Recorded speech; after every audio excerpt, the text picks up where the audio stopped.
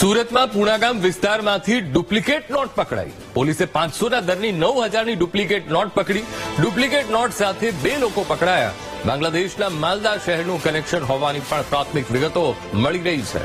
એસઓજીની ટીમે આગળની કાર્યવાહી શરૂ કરી છે।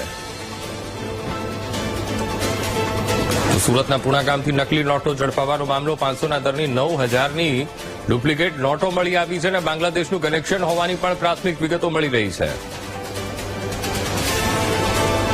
એસઓજીની ટીમે બાતમીના આધારે આ કાર્યવાહી કરી અને આગળની તપાસ હાથ ધરી છે કે આ ડુપ્લિકેટ નોટો આ શખ્સો ક્યાંથી લાવ્યા હતા। હાલ તો જે પ્રાથમિક પૂછપરછ થઈ તેમાંથી એવી વિગતો સામે આવી કે બાંગ્લાદેશ કનેક્શન ખુલી રહ્યું છે।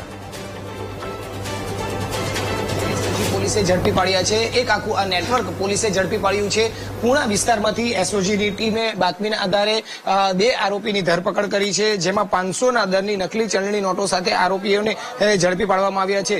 9000 જેટલી આ ડુપ્લિકેટ ચલણી નોટો હાલ સાથે પોલીસે 2ની ધરપકડ કરી છે, જેમાં પોલીસે ધરપકડ કરેલ આરોપીઓમાં વિજય નરસિંહભાઈ ચૌહાણ અને સુરેશ ઉર્ફે ગુરુજી ઉર્ફે ચકોર માવજીભાઈ લાઠીદરિયાની આ ધરપકડ કરવામાં આવી છે। જ્યારે અન્ય એક મુખ્ય આરોપી જે છે તેને વોન્ટેડ જાહેર કરવામાં આવ્યો છે, જેનું નામ છે તાહિર ઉર્ફે કાલી ઉર્ફે કાલિયા રઈઝુદ્દીન શેખને પોલીસે હાલ વોન્ટેડ જાહેર કર્યો છે।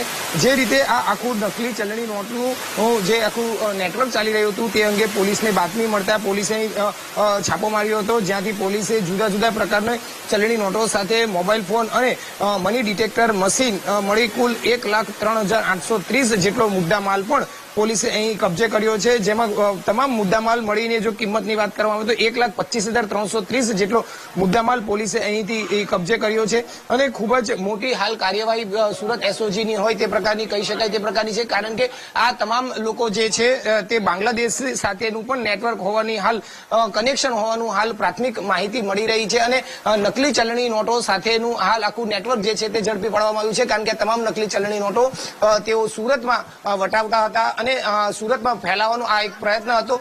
જો કે તે પહેલા જ તેઓને ઝડપી પાડવામાં આવ્યા છે। પોલીસના આ નેટવર્કને લઈને હજુ પણ એક મુખ્ય આરોપી જે છે તેને પકડવા માટેના તપાસ તેજ કરી છે, પરંતુ હાલ જે 2 આરોપીઓ પકડાયા છે તેની પોલીસે ધરપકડ કરીને વધુ પૂછપરછ હાથ ધરી છે।